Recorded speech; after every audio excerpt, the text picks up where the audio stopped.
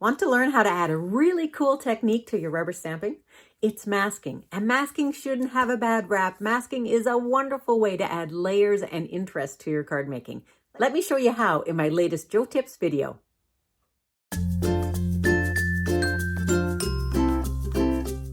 So these are all the supplies that you need for masking. You need some ink, you need a stamp of some kind, and usually images are a bit better. And we're going to start with just a really simple image so that you can see it. A piece of cardstock and a pair of scissors, and I'm going to use the Stampin' Up! Masking paper. This is new out of the 2022-23 catalog, and I've pulled out a sheet. It's 5 by 7, and on one side it's smooth, and on the other side it has a break in it. So that break peels back and you can see that there's sticky underneath there. So what we're going to do is I've already pulled out my cookies, and we are just going to use a piece. I've already been doing a fair bit of masking, so we are going to stamp that cookie with our early espresso ink. And you want to get it as close to the edge as possible without going over. You really want to try and use this paper as much as possible and get as much out of it. And so I'm just going to go all the way around it. I'm not going to worry about those little dots. And when you're cutting, think about fussy cutting, but we're not cutting on the line. We're actually cutting in the line. You don't want any white showing at all. You do want a little bit of your line showing, but not very much. So cut as close as you can. Try not to have any white. Try not to cut all of the brown off. So seems like a few little simple techniques, but I'm going to get the teeth marks, chew marks here too.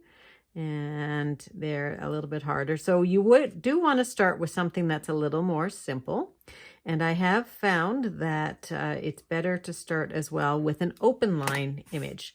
So then what we have to do is we have to take that backing off. And so if you have nails, you can pull it back with your nails and try that way. Or you can try with your take your pick tool. And my take your pick is working, I think.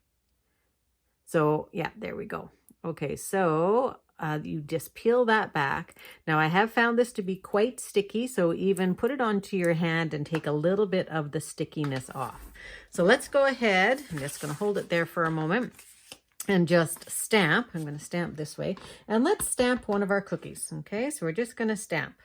Now, what we're doing is we're actually creating layering with stamps instead of layering with dies. So I'm going to put that sticky side down right over top of my cookie.